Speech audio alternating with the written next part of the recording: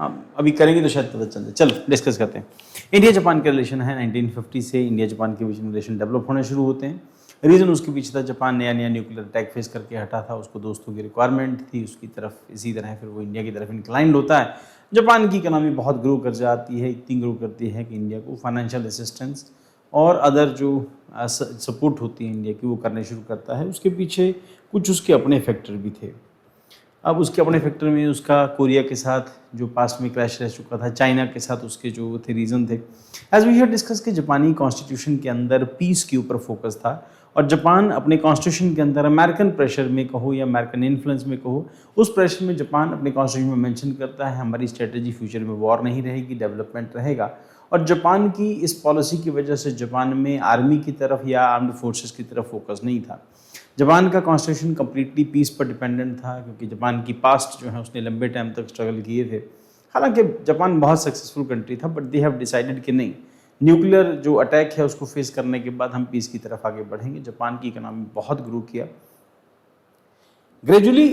Japan की इतनी growth के बाद रिसेंट डेज में जापान स्टार्ट रियलाइजिंग कि सिर्फ पीस पे फोकस करके आप ग्रो नहीं कर सकते। क्यों? क्योंकि पीस जो है ये आपकी जो कॉन्शियस है, ये आपको पीस के लिए हो सकता है इंस्पायर करती हो, या फिर आपका पास जो है पीस, क्योंकि उसमें आपने न्यूक्लियर अटैक फेस किया था, हो सकता है कि आपको लगे कि मेरे को पीस रखना चाहिए। जैसे हम लोग लेटर मौर्य पीरियड के अंदर देखते हैं, जब लास्ट मौर्यज आते हैं तो they start adopting the policy of peace.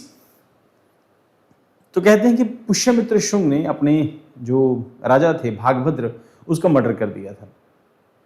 अब मर्डर करने के पीछे लॉजिक यही था कि बाहर से अटैक होने शुरू हो गए थे, हुनाज अटैक हैं और बाहर से जो अटैक थे, तो उन अटैक्स की वजह से तो उसने कहा कि ऐसा है कि अटैक हो रहे हैं बाहर से, पार्थियन, सीथियन और कई सारे बाकी कुशानाज हैं, और कैसा है कि हमें डिफेंस के लिए स्ट्रॉन्ग करना होगा। और नहीं जी, हमारी तो बुद्धम शरणम गच्छामि वाली पॉलिसी है। तो जापान भी काफ़ी लंबे टाइम से वही बुद्धम शरणम गच्छामि कि हम लोग पीस रहना है, पीस रहना। बट रिसेंट ईयर्स में क्या हुआ कि जैसे चाइनीज इकोनॉमी ग्रो करती है तो चाइना अग्रेसिव होना शुरू हो गया, और चाइना तब डेंजरस हो जाता है जब वो नॉर्थ कोरिया के कंधे पे रख के बंदूक चलाता है, जापान को टारगेट करता है। जापान स्टार्ट रियलाइजिंग कि नहीं, अब नए फ्रेंड बनाने पड़ेंगे। प्लस अमेरिका के ऊपर उसकी लंबे टाइम पे डिपेंडेंसी थी, और ट्रंप के आ जाने के बाद, इस गधे के आ जाने के बाद तो हालांकि कई सारे चेंजेस आए हैं, और इतने हार्श वर्ड जो हैं अमेरिका के लिए यूज़ करना ठीक नहीं है, बट ट्रंप लिटरली इडियट है। जब हमारी अगली जनरेशन हिस्ट्री पढ़ेगी तो उनको याद करेगी कि अमेरिका की इमेज को डुबोने के लिए एक ट्रंप सफिशिएंट था। उसने अपने दोस्तों को ब्लैकमेल करना शुरू किया, नाटो अलायंस को ब्लैकमेल किया, जापान को ब्लैकमेल किया, ऑस्ट्रेलिया को ब्लैकमेल किया कि आपको मेरे यहाँ पर इन्वेस्टमेंट करनी पड़ेगी, तब आपको हम लोग डिफेंस देंगे। जापान स्टार्ट रियलाइजिंग कि नहीं, इसके अलावा मेरे को नए दोस्त बनाने पड़ेंगे जो चाइना को काउंटर बैलेंस कर सकें। जापान को अपनी डिफेंस सेक्टर को स्ट्रॉन्ग करने के लिए इंडिया की बहुत रिक्वायरमेंट है। जापान अभी मिसाइल में उतना आगे नहीं जितना इंडिया आगे पहुंच चुका है। हो सकता है जापान की टेक्नोलॉजी की इंडिया का एडवांटेज हो कई सारे सेक्टर्स में, पीसफुल सेक्टर्स हैं। जैसे जो दिल्ली की मेट्रो थी उसकी डेवलपमेंट में सबसे बड़ा जो फंड आया था कहीं से, या सब वो दिल्ली मेट्रो जापान की वजह से, ओडीए कहते हैं उसको, जापान से जो ओडीए आया उसकी वजह से दिल्ली मेट्रो बनी। सारा पैसा जापान ने दिया था और बहुत कम रेट के ऊपर। रिसेंट डेज में हम लोगों ने डिस्कस किया कि जापान इंडिया के साथ वो जो बुलेट ट्रेन है उसके ऊपर जो हमारा एग्रीमेंट है, 50 साल बाद हमें पैसे वापस करने हैं, इंटरेस्ट रेट है 0.25%, बस शर्त यही कि ट्रेन जापान की होएगी। ठीक, आने वाले दिनों के अंदर देखो इंडिया अपनी बनाता है, जापान से ही बाय करता है, जो भी उसमें एस्पेक्ट्स हैं वो एक अलग पहलू है। बट फिलहाल जापान नीड्स इंडिया, और जापान को इंडिया की रिक्वायरमेंट क्यों है उसके पीछे जो एक बेसिक रीज़न है कि जापान डिफेंस सेक्टर में इंडिया के साथ कोऑपरेट करना चाहता है। हालांकि जापान इंडिया के साथ क्वाड का मेंबर भी है, पर क्वाड में टारगेट जो है सिर्फ चाइना नहीं, उसमें रशिया भी आता है। ठीक, और इंडिया वहाँ पर एक जो है वो मेन जो पिन है उसका काम करता है, मेन जो एंकर पॉइंट है इंडिया है। और फिलहाल जापान नीड्स इंडिया और इंडिया नीड जापान। उसके पीछे एक बड़ा फैक्टर है आर्टिफिशियल इंटेलिजेंस, उसके बाद क्रिटिकल मिनरल्स के ऊपर डिपेंडेंसी और लेटेस्ट टेक्नोलॉजी, क्योंकि जापान के पास टेक्नोलॉजी का जापान मास्टर है, और अमेरिका की टेक्नोलॉजी भी कहते हैं जापान पर ही डिपेंडेंट है। ठीक, तो जापान टेक्नोलॉजी में बहुत आगे, इंडिया को उसकी एडवांटेज मिल सकती है आर्टिफिशियल इंटेलिजेंस के एरिया में खासतौर के ऊपर। उसके अलावा क्वांटम कंप्यूटिंग में जापान इंडिया की हेल्प कर सकता है, प्लस मेट्रो में, प्लस टेक्नोलॉजी में, प्लस इंडिया में कुछ जोन, नॉर्थ के कुछ जोन ऐसे हैं जो अर्थक्वेक जोन में आते हैं, जापान की टेक्नोलॉजी हेल्प ले सकते हैं हम लोग, और उस सेक्शन को हम लोग डिजास्टर मैनेजमेंट के साथ भी जोड़ सकते हैं। लेट्स सी आने वाले दिनों के अंदर क्या क्या होता है, बट फिलहाल जो रिसेंट विजिट है उसमें लगता यही है कि इंडिया बेनिफिटेड है, और India Japan relations have evolved from traditional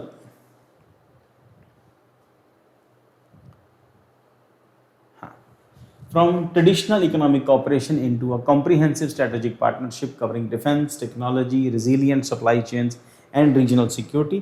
अब इन सब चीज़ों को जब हम लोग ऐसे लिखते हैं ना, तो जब आप इनको तोड़ के देखते हैं तो आपको समझ आता है सबसे पहला एरिया डिफेंस है, ठीक, फिर टेक्नोलॉजी है। डिफेंस उसको रिक्वायरमेंट है, टेक्नोलॉजी इंडिया को रिक्वायरमेंट है। डिफेंस की रिक्वायरमेंट इंडिया को इस सेंस में है कि हो सकता है कि जापान इंजन में इंडिया की हेल्प कर दे। जापान का कुछ मित्सुबिशी करके उसका इंजन है जो जापान ने बनाया है, हो सकता है हमारे अगले फाइटर जेट जो हैं नेक्स्ट जनरेशन के, उसमें हम उन इंजन को यूज़ करें। उसके बाद रेजिलिएंट सप्लाई चेन का एरिया, जो हम लोग चाइना के साथ काफ़ी लंबे टाइम से डिस्कस कर रहे हैं। रिसेंटली हम लोगों ने जो मेमोरी चिप्स थी उसको लेकर भी डिस्कस किया था, और सेमीकंडक्टर के एरिया में तो है ही है। देन उसके साथ साथ रीजनल सिक्योरिटी, ये एक बड़ा फैक्टर है। रीजनल सिक्योरिटी को कुल मिला के जो टारगेट है वो चाइना ही है, और यहाँ चाइना, डिफेंस में चाइना, टेक्नोलॉजी में इंडिया भी चाइना को टारगेट कर रहा है, और ये सब एरियाज हैं जहाँ कुल मिला के टारगेट चाइना है। इस करके चाइना की तरफ से रिएक्शन बड़ा स्ट्रॉन्ग आता है इस मीटिंग के बाद। देन उसके बाद the 16th Japan Indo Japan annual summit reflect the growing convergence between both countries and challenging geopolitical realities specially in Indo Pacific region. फिर वही पॉइंट है, इंडो पैसिफिक रीजन, और यहाँ पर क्वाड, ठीक, प्लस फिर वही पॉइंट है चाइना, इंडो चाइना रीजन। और इसी एरिया में जापान के बाद इंडोनेशिया, टारगेट किसको कर रहे हैं? चाइना को। इस तरफ को एरो बनाते हैं तो इस तरफ को, ठीक। तो हम लोग इंडिया, जापान, इंडोनेशिया, अब यहाँ पर अपने वाला इंडिया भी लगा लेते हैं, India, Japan and Indonesia. Strategic cooperation, क्योंकि कह रहे हैं कि वो भी डील लगभग 5,000 करोड़ रुपए की है। इंडिया 5,000 करोड़ रुपए की ब्रह्मोस एक्सपोर्ट करेगा इंडोनेशिया को। इंपॉर्टेंटली वो ब्रह्मोस कहाँ से हिट होती हैं? ब्रह्मोस हिट होती हैं ऑपरेशन सिंदूर से। इस करके मैंने आपको क्लास में कई बार डिस्कस किया कि war is a business, war business के लिए लड़ी जाती है। हमारा टारगेट पाकिस्तान को हिट करना नहीं था। जितना पैसा हमने खर्च किया उससे कई गुना ज़्यादा हम लोग कमा लेंगे जब नए वेपन ट्राई करेंगे, खासतौर के ऊपर ब्रह्मोस मिसाइल। स्ट्रेटेजिक कॉपरेशन में emerging technology, collaborating maritime security, ये मैं बार बार डिस्कस करती हूँ, ये ड्रामा होता है। सप्लाई चेन रेजिलिएंट है, ये एक एस्पेक्ट हो सकता है। हाँ, मैरीटाइम सिक्योरिटी में इंपॉर्टेंट है जो हम लोग डिस्कस करते हैं चोक पॉइंट, ठीक। और रिसेंटली इंडिया बता रहा है, सिग्नल दे रहा है कि हम अंडमान निकोबार को चोक पॉइंट के तौर पे डेवलप कर सकते हैं। और उसके साथ साथ इकोनॉमिक पार्टनरशिप, जिसकी सच में इंडिया को बहुत रिक्वायरमेंट है। जापान के पास एक्सेसिव पैसा पड़ा है। अगर आप जापान के कहते हैं बैंक में, आप जब जापानीज हैं और जापान के किसी बैंक में पैसा रखते हैं, उल्टा आपको बैंक को पैसे देने पड़ते हैं, ब्याज नहीं मिलता कोई भी।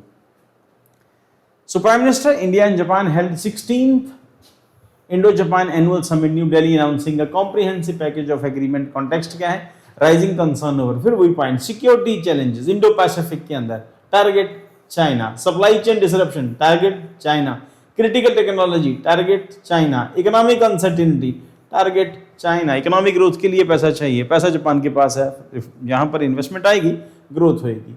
कोर ट्रांसफॉर्मेशन है traditional economic partnership, strategic and technology partnership. Then उसके बाद Indo Pacific cooperation. Indo Pacific cooperation को पैसिफिक ओशन का एरिया है। एंड ग्लोबल स्ट्रेटेजिक अलाइनमेंट, अब ग्लोबल स्ट्रेटेजिक अलाइनमेंट है, फिर अलाइनमेंट में target China. Then diplomatic relations area और इंपॉर्टेंट फैक्ट क्या है? डिप्लोमेटिक रिलेशन एस्टेब्लिश्ड, कौन कौन से एरियाज के अंदर डिप्लोमेटिक रिलेशंस? डिप्लोमेटिक 1952 में स्टार्ट होते हैं, ग्लोबल पार्टनरशिप 2000 में, स्ट्रेटेजिक पार्टनरशिप 2006 में, ये ईयर इंपॉर्टेंट हो जाता है। Special strategic global partnership 2014, annual summit mechanism 2005 में शुरू होता है। जापानीज इन्वेस्टमेंट कमिटमेंट है 10 ट्रिलियन येन नेक्स्ट डेकेड के अंदर जापान लगाएगा, हालांकि ये इतना महंगा नहीं है। बायलैटरल ट्रेड ओवर 27.5 बिलियन के बीच का बायलैटरल ट्रेड होगा। मेजर ग्रुपिंग जो है वो क्वाड के साथ है, हम डिस्कस कर चुके हैं। की डिफेंस एक्सरसाइज मालाबार करता हो इंडिया और धर्म गार्डियन करता है। एंड इंडिया स्टेटस क्या है? लार्जेस्ट रिसिपिएंट है जापान की ओडीए का। ऑफिशियल डेवलपमेंटल असिस्टेंस जो जापान हमें प्रोवाइड करता है, पैसा आता है, जैसे हमने डिस्कस किया स्टार्टिंग में कि जापान ने दिल्ली मेट्रो के लिए खूब पैसा दिया था और हमें लंबे टाइम में वापस करना था। इंटरेस्ट रेट बहुत थोड़ा था, शायद 3% annual. Indo Pacific strategic convergence between India and Japan. Concept क्या है? Both country support free, open, inclusive, rule based Indo Pacific. अब ये पॉइंट है, रूल बेस्ड इंडो पैसिफिक। अब मेरे से कल स्टूडेंट मेरा एक पूछ भी रहा था, रूल बेस्ड ये पैसिफिक इंडो पैसिफिक रीजन क्या है? रूल बेस्ड का मतलब ये कि चाइना जो नए आइलैंड डेवलप कर रहा है साउथ चाइना सी में, ठीक है, ये दोनों उसके अगेंस्ट हैं। प्लस ये कि इंटरनेशनल नॉर्म्स के अकॉर्डिंगली ही इंटरनेशनल वाटर का यूजेज होना चाहिए और चाइना अपनी लिमिट कभी कभी क्रॉस करता है। देन उसके साथ साथ strategic drivers, maritime security concern, great power competition. Maritime security concern में it is said that Japan के पास एडवांस फ्रिगेट्स हैं, जापान के पास एडवांस जो बोट्स हैं, जापान के पास एडवांस है, उसकी जो मरीन टेक्नोलॉजी थोड़ी सी एडवांस है, वो पास से एडवांस है। जब से जापान बना है तब से उन्होंने फोकस जो था अपनी नेवी के ऊपर किया था, क्योंकि नेवी तो उन्होंने डेवलप नहीं की, बट हाँ उनके साथ जुड़े हुए जो भी उनके पास व्हीकल्स हैं वो बहुत एडवांस हैं। तो इंडिया की उसके एरिया में जापान हेल्प कर सकता है। ग्रेट पावर कंपटीशन है, secure trade route, regional stability, वही ट्रेड रूट्स साउथ चाइना सी, ठीक। Economic security, new pillar of partnership. The summit introduce stronger cooperation in semiconductor, जिसको मैंने पहले कहा आपको, सेमीकंडक्टर हमें रिक्वायरमेंट है, क्रिटिकल मिनरल्स में हमें रिक्वायरमेंट है, artificial digital technology, supply chain, why important. Recent global disruption expose risk of excessive dependence on limited suppliers, उसमें चाइना, ताइवान, हमने डिस्कस किया था, यूएसए खासतौर के ऊपर। ये जो मेमोरी चिप वाला मामला है, रिसेंट डेज में अगर आपने कभी किसी ने पेन ड्राइव खरीदी होगी तो रिसेंट डेज में पेन ड्राइव के प्राइसेस जो हैं डबल और ट्रिपल हो गए हैं। या मेमोरी से जुड़ी हुई जितनी डिवाइसेस हैं सब महंगी हो गई। मोबाइल फोन के अंदर क्योंकि मेमोरी यूज होती है इस करके उसके प्राइसेस जो हैं वो बढ़ गए हैं, क्योंकि सप्लायर लिमिटेड है, उसमें अमेरिका और ताइवान भी अमेरिका का ही चमचा है। सप्लाई चेन कंसंट्रेशन हैं, geopolitical risk, need for diversification, India Japan economic security, India को जापान की रिक्वायरमेंट है।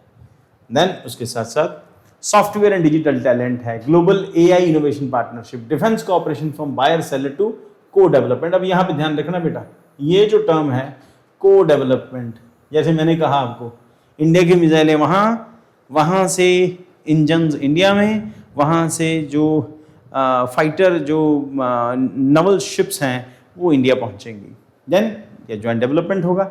Summit mark progress towards joint defence technology development की एरिया है, naval radio antenna, unicorn project है, importance maritime security, defence technology sharing and indigenous capability building. Then next generation mobility partnership areas covered, railway जैसे हमने discuss किया, bullet train, automobile Japan की तरफ से Toyota, Nissan, Maruti से Suzuki है, और एक दो कंपनी और जो जापान की इंडिया के ऑटोमोबाइल सेक्टर में। देन उसके साथ साथ aviation sector, ship building and ports urban infrastructure, ports urban infrastructure. Economic angle में make in India for the world, अब इंडिया की तो रिक्वायरमेंट यही है, जापान सपोर्ट करता है इसको। Critical minerals and energy security, cooperation area है, critical mineral exploration, battery technology, EV ecosystem, renewable energy supply chains. Then उसके साथ Why important critical minerals are foundation of green energy, electric mobility, semiconductor, future technologies। अब इन सब चीजों में critical minerals का use होगा। जैसे हमने डिस्कस किया था स्पेस टेक्नोलॉजी, नए नए मिनरल्स आ गए, उसके बाद क्या हुआ कि हमारे जो सैटेलाइट्स हैं उनका वेट कम होना शुरू हो गया, बड़े सैटेलाइट और हाई टेक्नोलॉजी और एडवांस टेक्नोलॉजी के सैटेलाइट हम लोगों ने लॉन्च करने शुरू किए। देन उसके साथ साथ innovation, health care and bio economic operation. Health care focus क्या है, फार्मास्यूटिकल एरियाज में इंडिया हमने डिस्कस किया, हब है उसकी biotechnology, medical devices and API supply chains. Bio energy के अंदर India Japan cooperation on biogas for growth initiative, क्योंकि इंडिया में पशु सबसे ज्यादा हैं, जानवर कहना ठीक नहीं होगा। सपोर्टर्स सर्कुलर इकोनॉमी है, sustainable agriculture and clean energy, जो दुनिया की हर कंट्री का फोकस है। Sustainable agriculture, clean energy, circular economy, वहीं से पैसा हो, वहीं से गोबर, गोबर से गैस, गैस से फिर एनवायरनमेंट सेफ हो, उसके साथ साथ एनर्जी रिक्वायरमेंट, कई सारी चीज़ें एक बार में पूरी हो जाती हैं। देन उसके साथ साथ digital and financial cooperation, digital infrastructure, cooperation in IPv6 adoption, उसके बाद cyber security, bio energy, India Japan cooperative biogas in growth initiative, support circular economy, sustainable agriculture and clean energy, ये थोड़ा सा इंटरमिंगल हो गया ये, फिनटेक और internet governance and regtech. Paper कौन कौन से में आ सकता है? ये इंटरनेशनल रिलेशन के एरिया में सबसे बड़ा एरिया तो वही है, IR का सेक्शन, वहां पर Indo Japan relations, bilateral agreement जितने भी अभी तक हुए हैं रिसेंट डेज में हम लोगों ने जितने डिस्कस किए, रीजनल ग्रुपिंग यानी क्वाड, इंडो पैसिफिक स्ट्रेटेजी, उसके बाद GS में defence technology, cyber security, AI, critical mineral, energy security and manufacturing. Then उसके बाद ये जो GS4 का पेपर है उसमें ग्लोबल कोऑपरेशन है, ट्रस्ट बेस्ड डिप्लोमेसी है, रिस्पॉन्सिबल टेक्नोलॉजी, ऐसे के अंदर India and emerging Asian century, technology diplomacy and changing world, cooperation over competition and global order, prelim focus Quad, FOIP, India Japan exercise, ODA जिसको मैंने कहा official developmental assistance, critical minerals and India's AI mission, ये सब आपके prelim के point की obviously important रहेंगे। Important concepts क्या है? Free and open Indo Pacific ocean, strategic vision supporting open sea routes, sovereignty, connectivity, rules based regional order, economic security, protecting critical industry, supply chains from geopolitical disruptions, China plus strategy. कुल मिला के सारा focus यही है, China +1, companies diversify manufacturing beyond China, reduce dependency. अब China का substitute हो सकता है इंडिया हो जाए और उसमें जापान की सपोर्ट थोड़ी बहुत रहेगी, देन इनके बीच का link. Critical minerals, mineral essential for the advance technology like battery, semiconductor, clean energy, technology diplomacy में use of technological cooperation tool for foreign policy. चलो, institutional strategic link, quad, India Japan US Australia हम लोग discuss कर चुके हैं, major platform के अंदर आता है। ऑब्जेक्टिव क्या है? Free open and stable Indo Pacific, Malabar exercise है, naval cooperation in quad partnership है, धर्म गार्डियन है, इंडो जापान मिलिट्री एक्सरसाइज है। देन इंपॉर्टेंट इनिशिएटिव्स हैं, इंडिया AI मिशन, जापान जेनिका इनिशिएटिव एंड जेनिएक,